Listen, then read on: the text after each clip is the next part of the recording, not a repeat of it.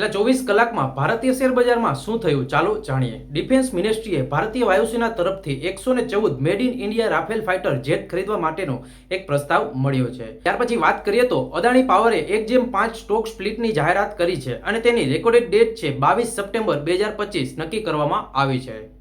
ત્યાર પછી વાત કરીએ તો ક્રિસિલના નવા રિપોર્ટ મુજબ ભારતની જીડીપી ગ્રોથ 2026માં 6.5% રહેવાની શક્યતા દર્શાવાઈ રહી છે।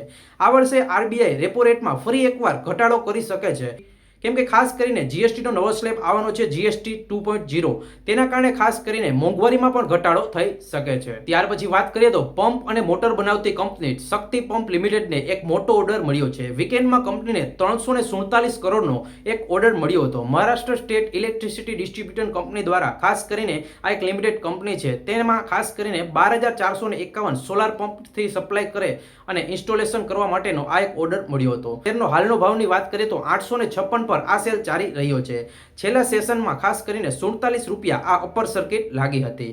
27 ઓગસ્ટ 2025ના રોજ પ્રથમ તબક્કામાં જ માત્ર 1.5 કલાકમાં 10,000 પંપ બુક થઈ ગયા હતા અને અત્યાર સુધીની વાત કરીએ તો ખાસ કરીને 22,451 પંપ બુક થઈ ગયા છે।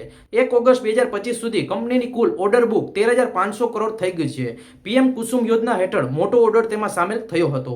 છેલ્લા સેશનમાં ખાસ કરીને આ શેર 6% ઉછળ્યો હતો અને માનવામાં આવી રહ્યો છે કે આગળ સોમવાર મંગળવારમાં પણ આ શેર અપર સર્કિટ લગાવી શકે છે। ત્યાર પછી વાત કરીએ તો ભારતીય શેર બજાર સતત તેજીમાં છક્કા મારી રહ્યું છે, કેમ કે નિફ્ટી બેંક નિફ્ટી સતત 7મા દિવસે તેજીની સાથે બંધ થયા હતા। નિફ્ટી ઇન્ટ્રાડે 25,114 સુધીનો હાઈ લગાવ્યો હતો અને ચોથા સેશનમાં ખાસ કરીને હાયર હાઈ અને હાયર લોની પેટર્ન બનાવી હતી। એવા એક મજબૂત સંકેત થયા છે। બેંક નિફ્ટી ઇન્ટ્રાડેમાં 12મા દિવસે હાઈ લગાવી 54,809 પર બંધ થયો હતો। મિડકેપ ઇન્ડેક્સ પણ સતત 5મા દિવસે તેજી સાથે બંધ થયો હતો।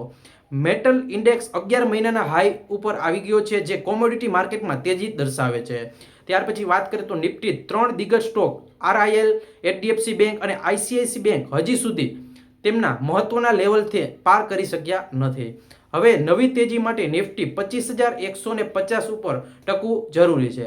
જો આવું થશે તો નિફ્ટીમાં 25,400 અને 25,600 સુધીની તેજી આવી શકવાની શક્યતા રહેલી છે। બેંક નિફ્ટી માટે 54,900 અને 55,150નો રેન્જ આગામી સમયમાં આવી શકે છે। જો બેંક નિફ્ટી 55,150 ઉપર ક્લોઝ થશે તો તેજી વધુ મજબૂત બની શકે છે। હાલ નિફ્ટી માટે 24,700 અને 24,850 અને બેંક નિફ્ટી માટે 54,000 અને 54,200 મજબૂત સપોર્ટ લેવલ છે। આવી જ રીતે જો તમે અપડેટ જોવા માંગતા હોય, આવી જ રીતે તમે દરરોજ સમાચાર જોવા માંગતા હોય તો આજે જ આપણા ચેનલ ડિજિટલ અનિરુદ્ધને શેર માર્કેટ ન્યૂઝ માટે આજે જ અમને ફોલો કરી લેજો, સબસ્ક્રાઇબ કરી લેજો।